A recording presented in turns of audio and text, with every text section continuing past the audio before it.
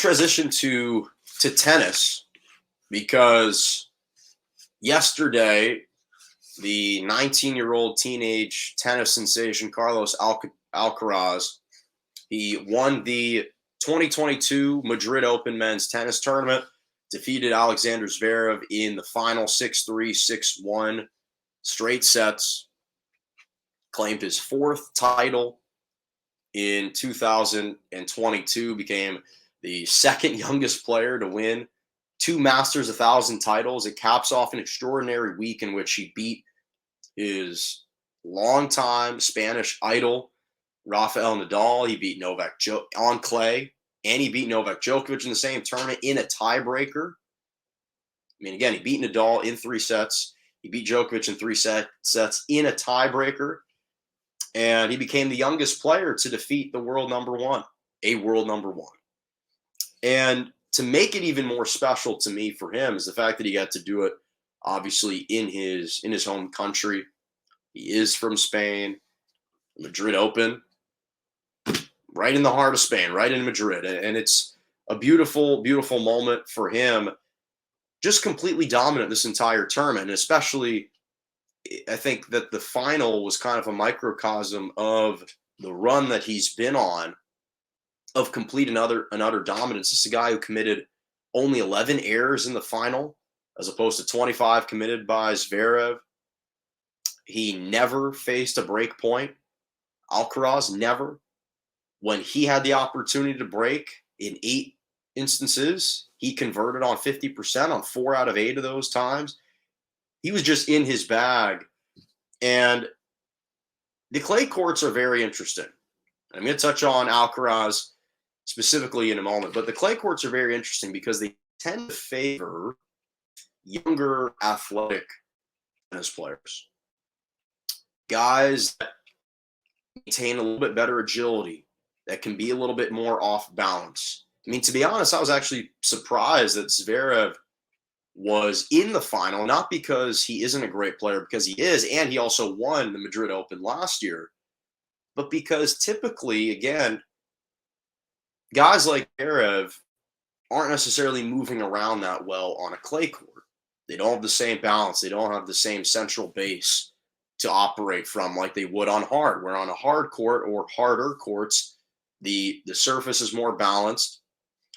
The bounces are a little truer to form, so there's less unpredictability. In tennis on a clay court, each court's got differing features. On a clay court, the bounces are much more unpredictable. They're much more arbitrary. Balls just drop. It's almost like every ball is hit with slice, and it just drops like that. Grass is much faster, is much quicker. Hard, it just is a true bounce. Clay is a very unique surface. So because of the sliding aspect of clay, because again of the unpredictability of the bounces, it makes it such a difficult court to win on, but it also benefits those athletes that are a little quicker, that are a little bit more mobile, a little bit more agile, a little bit more athletic. And Alcaraz, he's becoming one of those guys where you looked at a guy like Nadal and you said Nadal is an extreme and elite athlete. Nadal, his athleticism is not only what's allowed him to prevail on clay and become the king of clay, but it's his ability and it has been his ability over the course of his career to, while being off balance and sliding, still maintain composure, power, and finesse. Again, while all sliding on a clay court. That's why he's been revolutionary on that surface. And it's only fitting, it's funny to me that Alcaraz is also from Spain. And again, had to outlast both of those two guys. But he moves around extremely well. Obviously, he's an innate athlete. He's quick to close to the net. That's what you have to be at the professional level, but especially on clay, you just don't have time. You have to be able to pivot and change direction exponentially faster than you could on hard court where you have more time to recover. And this is someone who also had to deal with a foot injury against Nadal. He injured his foot. He kind of had a swollen ankle. He was suffering an infested blister against Djokovic. And again, what makes this more special to me is here you have an individual who is 19 years old. This guy's 19 years old. He turned pro at 18 a year ago. A year ago. And he entered this tournament number 9 in the world. He's already leaving this tournament number 6 in the world at just 18.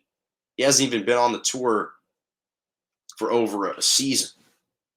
And what I really like about him, he's a very likable guy. You could see that big smile just plastered across his face when he was receiving the trophy, when he is getting cheered for and rooted for by the fans. You could see just that complete bliss and youthful exuberance just at the forefront of his game, the affinity for the sport, the affinity for the competition. He relishes this moment. And what I love about the kid is, and I can call him a kid because I'm older than him, and most of the guys I talk about aren't older. I'm not older than him. But he's absolutely fearless. He isn't intimidated by the opponent he's looking at the other side of the court. He's audacious with his play, and that comes through. And when you've got kind of these young and hungry thoroughbreds who aren't afraid of the nobility, and that's kind of how I describe some of these guys right now. It's impressive to see. He's a young lion, and he's emerging. I mean, again, a year. He's been on the pro tour a year, and he's ranked number 6 already. There's a reason why the adage is ignorance is bliss. And you don't always know what you don't know. And he's in this phase right now where he can just kind of continue to freely play without any expectations on him. And he's maximizing it. And now, obviously, beating Nadal, beating Djokovic, beating Zverev, beating these guys in a best of 3 sets as opposed to a Grand Slam where you're playing them a best of 5 is a completely different beast. To beat Nadal and Djokovic 3 complete sets as opposed to 2 is a different animal altogether. But the fact of the matter is, he seems like someone that has the athleticism, that has the motor, that has the determination and the drive to sustain it, to really sustain it. And I think what's great is the sport of tennis right now, I keep talking about this, it's in such great hands because it's moving in an incredible direction. We've got the cabinet, we've got for lack of a better term, we got the nobility with the GOATs. We got Federer, we got Nadal, we got Djokovic. We've got the newer kind of oligarchy with Medvedev and Zverev and Tsitsipas. We've got other members of the aristocracy in there with Berrettini and Andrei Rublev. And now we're ushering in this new talent that's ascending, these young guys that are coming in, guys like Alcaraz, like Taylor Fritz, like Felix Auger Aliassime, Denis Shapovalov. We have great young talent coming up that's knocking on the door. And so it doesn't feel like there is as large of a drop-off today from guys like Nadal, Federer, and Djokovic to the next tier of guys. Now, again, part of it is those guys are getting older, and that's just kind of what happens with age. But it's more so to give credit to these younger guys coming up.